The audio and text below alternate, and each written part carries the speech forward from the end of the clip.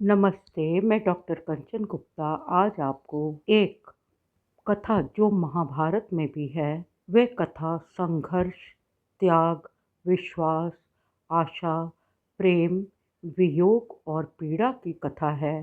प्रेम से ऊंचा कुछ नहीं, उस प्रेम को ईश्वर ने बनाया और वे उस प्रेम के वशीभूत हो गए। हम केवल प्रेम से ही अपने ईश्वर की प्राप्ति कर सकते हैं और कोई साधन आवश्यक नहीं।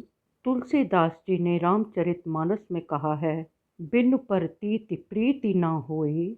ये भी ठीक है कि बिना विश्वास के प्रेम नहीं होता। जिसे हम प्रेम करते हैं उस पर विश्वास भी करते हैं, परंतु आज के युग में ना तो लोग प्रेम को महत्व देते हैं ना ही विश्वास को, परंतु हमें पुरानी कहानियाँ आज भी कुछ न कुछ संदेश देती हैं। आज के पूर्वी महाराष्ट्र को विदर्भ देश के नाम से जाना जाता था, जहाँ भीष्म नामक राजा राज करते थे। उन्होंने ऋषि दमन को प्रसन्न करके वरदान में 3 पुत्र एवं एक पुत्री की प्राप्ति की थी। उनके पुत्र का नाम दत्र, दांत और दमन था और पुत्री अति सुंदर, गुणवती, अद्भुत व्यक्तित्व की राजकन्या थी। उसके सुशील स्वभाव से देवी देवता भी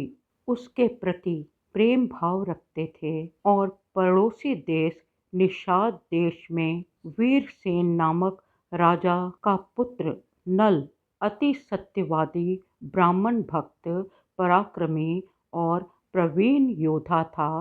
दोनों देशों के बीच भ्रमण करने वाले नल और दमयंती के रूप गुण की चर्चा करते थे। उस चर्चा को सुनकर नल दमयंती के प्रति और दमयंती नल के प्रति आकर्षित हो गई। उन्होंने एक दूसरे को देखा भी नहीं था, परंतु उनके बीच प्रेम का आविर्भाव हुआ। नल अपने राज दरबार में ताल तलैया में रहने वाले राजहंसों को अपना संदेश वाहक बनाकर दमयंती के पास भेजते थे और दमयंती भी उन्हीं हंसों द्वारा अपने प्रेम संदेश नल को भेजती थी।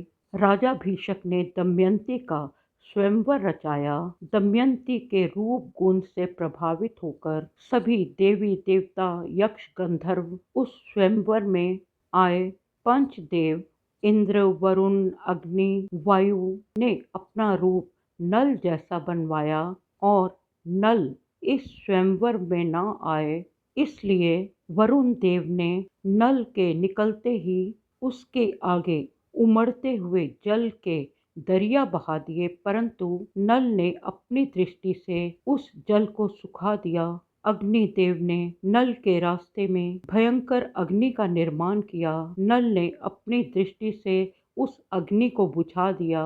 वायुदेव ने तूफानी वायु का प्रकोप नल पर बरसाया, परंतु नल के प्रेम ने जो शक्ति दी थी, उस शक्ति से दृष्टि से तूफानी हवाएं शांत हो गई और नल स्वयंवर में पहुंचा।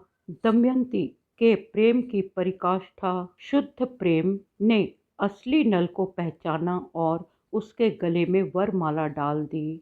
क्रमशः आप बाकी की कहानी भी सुने। इस प्रसंग को सुनने के लिए आप सबका धन्यवाद।